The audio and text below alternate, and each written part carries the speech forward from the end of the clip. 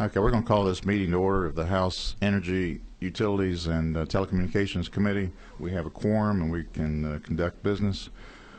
We're here today to, well, first of all, I want to hear I'd like to ask for a report from the subcommittee chairman on telecommunications, Chairman Ben Harbin, when you're ready. Ben, what, you're number 23?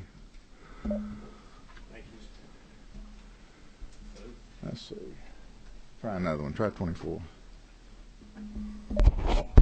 That one works. We're going to get closer.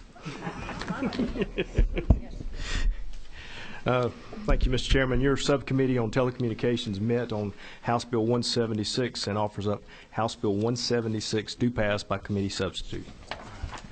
Thank you, Chairman Harmon. Appreciate it. We are taking up House Bill 176. It is, if I'm not mistaken, it's LC 362280S. Is that right? And the author of that bill is Representative Don Parsons, and I would ask the Vice Chair of the committee, Harry Geisinger, Chairman Geisinger, if you would take over and recognize me to present that bill.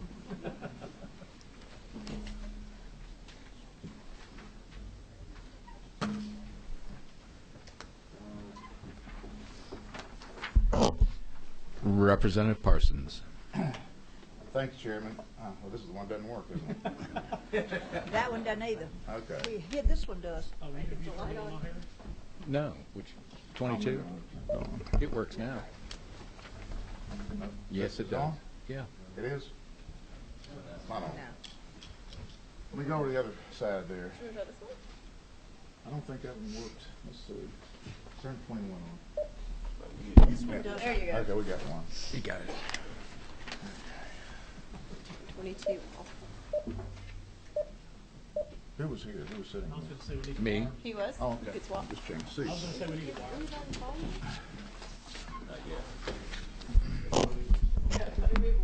That costs money. He makes it wherever you live. Thank you, Mr. Chairman. Ladies and gentlemen of the committee, I have House Bill 176. It's LC 362280S. This is a bill that's been through the Telecommunications Subcommittee. We had 2 hearings on it. We had one lengthy, about 2-hour subcommittee hearing on it last week, and then another hearing later in the week when it was passed out and passed on to this full committee with a do pass recommendation. This bill, let me just tell you a little bit about it. A great portion of this bill refers to co-location and modification of cell towers, adding antenna and adding the infrastructure to an existing tower. The existing language that you see in the bill relating to co-location in 176, that is actually language that came out of the Co-Location Act about 2 years ago, 2 or 3 years ago, and I was the House author of that.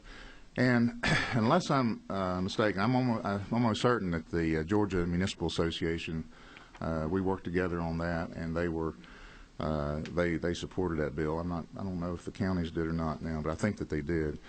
So the existing language that you see there is language relating to co-location, is all language that they had supported 2 or 3 years ago. This legislation was drawn up with input from different entities. It was drawn up with input from the industry, from the wireless industry. It was also drawn up with input from the Municipal Association, the County Association. We took input from them before the bill was actually drawn up by Legislative Council, and we've made some changes to it that they requested since that time. This bill doesn't take away any zoning authority whatsoever from any city or municipality. If you read the bill, in fact, it just reinforces that they have that zoning authority. There are probably about 3 things, and I have gone back this afternoon. I've gone through the bill. I've read it for about the 10th or 12th time just to see if I could see anything that really did need to be changed, anything that really would be a problem for our cities and counties. And frankly, I don't see anything. what this bill does is on co-locations and modifications, it says that the counties, municipalities, the local governing authorities have to make a decision within 90 days. They have to make a decision. And if it gives them 90 days to do it, and if they don't make a decision within that time, then it will be considered approved. But they can deny it, but they have 90 days to consider it. For new towers, it gives them 150 days to make the decision, and if they don't make a decision, it doesn't say they can't deny it. It just says they have to make a decision within 150 days, and if they don't, then the application will be considered approved. Those are the, that's what, you may have heard some opposition to it. That's where the opposition comes from. It's just that it forces them to make a decision in a certain amount of time. That's really what it comes down to. I could go on. We've heard testimony about why we need this bill, the increase in the number of people that are using cellular. It's up to about 70% as opposed to landlines. The demand on bandwidth, reasons of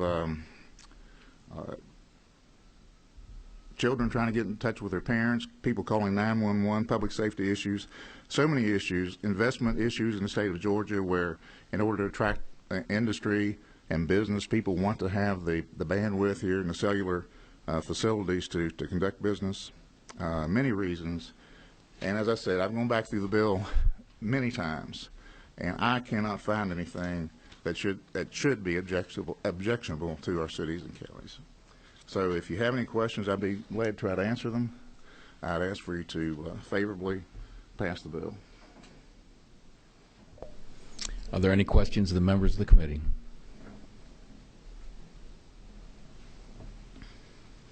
What's your number? Thank you, Mr. Chair. Mr. Chair, if I could just ask two questions. Sure. One, this does still allow cities and counties to disapprove an application, Yes, correct? sir. Okay. It does. And it also allow the market rate for a tower put on public property is established between how is that established? It would be established between negotiations between the city, the local governing authority, and the entity that just got the application in. And if a decision can't be made, if they can't come to an agreement and come to a decision on what the fair market value is, then there's a process for it to go through arbitration. And even then, the bill even states if they can't, if the two entities can't agree on somebody to be a mediator, then there's a process. There's an organization, which I'm not familiar with, but it's listed in the bill. It's a national organization that one will be chosen from that organization. Thank you. 25. Mr. Chair, thank you Yes, sir. for the opportunity to ask this question. I'd like to know, Mr. Chair, if it appears that most of the, I guess, criticism and negative activity is coming from citizens or companies or corporations. Well, frankly, I appreciate the question. I really haven't heard much opposition from anybody other than I've heard the opposition that came in the form of testimony during our subcommittee meeting, and I have worked with the organizations. We've made some changes, and it is a better bill now than it was when we originally got the bill together. But it's I give the cities and the county organizations credit. We worked and they've been great to work with, but it's just one of those things that nobody wants to give up any authority. And really, it's the thing they have the problem with is forcing them to make a decision within a certain amount of time, which is only logical and reasonable because with the demand we have in this growing state, the infrastructure and the bandwidth is going to have to be there to provide services for the future. That's just all there is to it.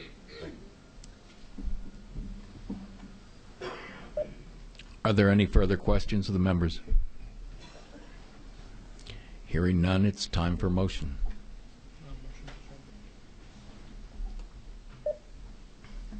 Chairman, I'd like to move due pass for House Bill 176, LC 362280S.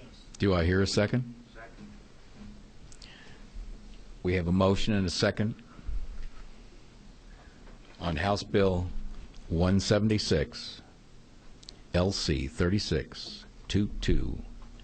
362280S. All those in favor will indicate by saying aye. Aye. And those who are against, like sign. Thank you, Mr. Chairman. Thank you, Chairman. Thank you, ladies and gentlemen of the committee. I appreciate it, and I would ask the committee to pass this on as a due pass for this LC 362280S and allow it to go on to the Rules Committee. Thank you.